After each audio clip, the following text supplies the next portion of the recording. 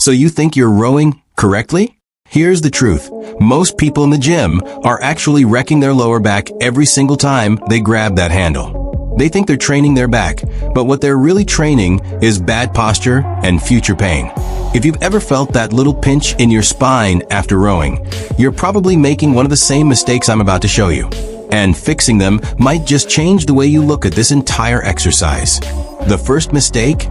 Pulling only with your arms. You've seen it. People sit down, grab the handle, and start yanking with their biceps like it's an arm curl. Sure, you'll feel a pump, but rowing isn't about your arms doing all the work. That's a fast track to sloppy reps, weak results, and aching shoulders. The second big mistake? Rounding the back. This is the one that quietly destroys people. They lean forward, hunch their spine, and every stroke turns into a low-key assault on their lower back. It feels like you're working harder, but you're really just grinding your discs. And here's a sneaky third mistake: rushing. People hammer out strokes like they're in a race, flying back and forth with no control. Fast doesn't mean effective.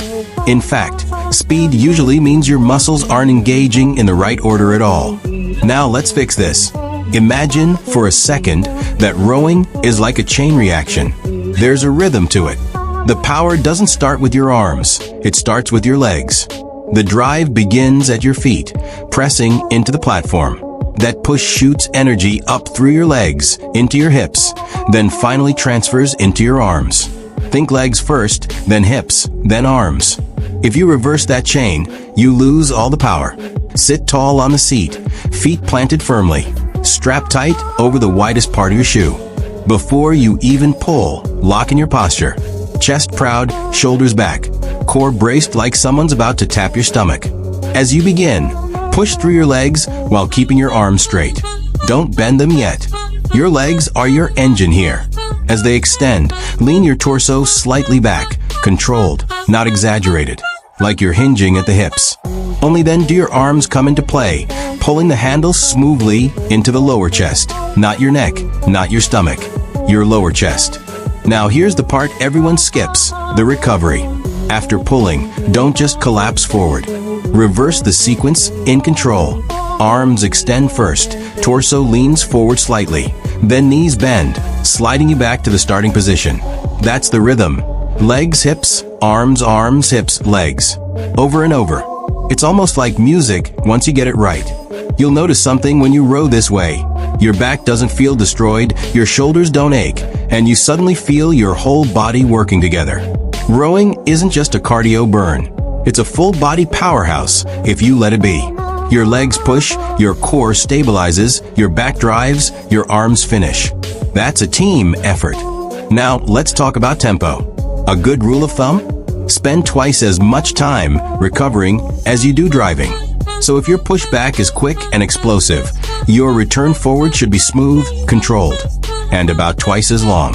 That's how you build endurance without turning the rower into a chaotic flail fest. Another thing, grip.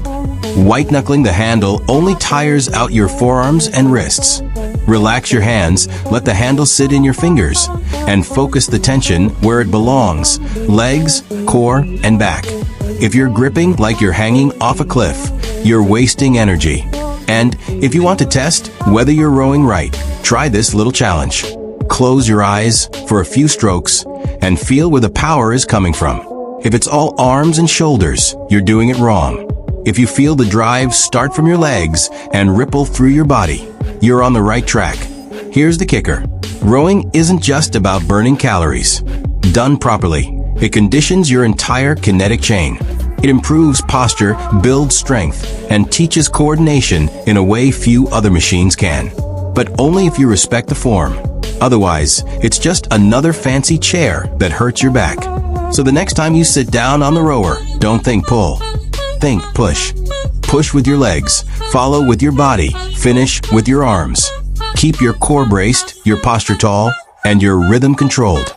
Do that, and you'll not only row safer, you'll row stronger, faster, and longer than ever before. Now I want you to ask yourself, have you been rowing the wrong way this whole time? Chances are yes. But here's the good news. Today you fix it. Grab that handle, remember the sequence, and row the way it was meant to be done. your back, your body, and your results will thank you. Think you're rowing right just because you know the sequence. Legs, hips, arms, not so fast. The truth is, most people stop at the basics and never unlock the real power of this exercise. They stay stuck rowing like beginners, burning a few calories, sure, but missing the chance to build serious endurance and strength. If you've ever wondered why the rower feels more like a punishment than progress, chances are you're not mastering the fine details that turn rowing from average to elite. Here's the first advanced mistake: relying only on strength. People slam back with all the force they have, but they don't think about pacing. Rowing isn't a deadlift. It's not about max effort on every stroke. That'll gas you out in minutes and wreck your rhythm. Second mistake: ignoring breathing. Sounds simple, right?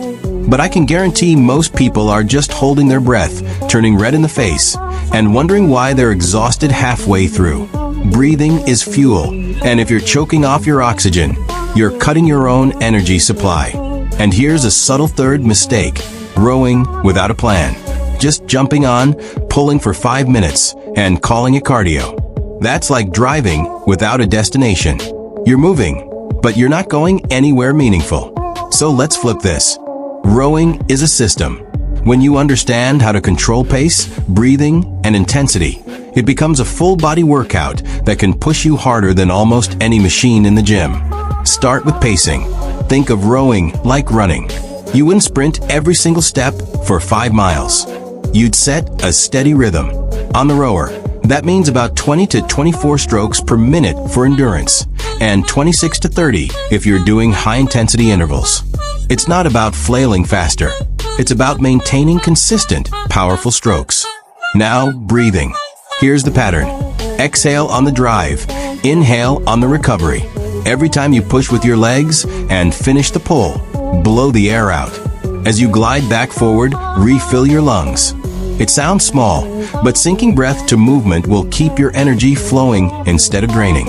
And let's talk posture at higher intensity. As you row faster, it's tempting to lean way back like you're trying to break the machine. Don't. That exaggerated lean doesn't add power. It just adds stress to your spine. Keep the lean slight, about 10 to 15 degrees back from vertical, controlled, no more. Think stability, not drama. Want to train for endurance?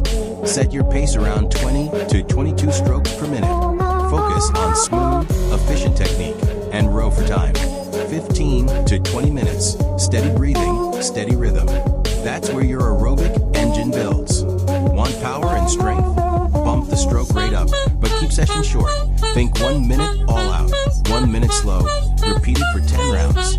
That interval training builds explosive strength and skyrockets calorie burn. Another game changer, mind the handle path. The handle should move in a straight line, close to your body. No looping it up toward your neck or dropping it low toward your stomach. Straight, controlled, to the lower chest. That's how you stay efficient and keep tension where it belongs. And don't forget the legs are still king. Even at high intensity, even during intervals, the drive starts from the legs. If your quads and glutes aren't burning, you're still rowing with your arms too much. Picture yourself pressing through the floor every stroke, as if you're trying to push the machine away from you. That mental shift alone can double your power output. Now, let's put this all together. Imagine a workout. 3 minutes steady at 22 strokes per minute, breathing smooth, posture tall. Then 1 minute surge, push harder, increase your stroke rate to 28, exhaling with every drive, handle hitting that lower chest like clockwork. Then glide back down to steady pace. Repeat this cycle for 15 minutes. By the end, you've built endurance, tested strength, and trained your body to recover under pressure. That's not just exercise, that's conditioning. Here's a challenge for you. Next time you row, don't look at the clock. Look at your strokes per minute. Pick a number, say 24, and hold it perfectly for 5 minutes. Keep your breathing aligned, your posture solid, your recovery smooth. When you can hold that without breaking form, you've leveled up from casual rower to someone who actually owns the movement.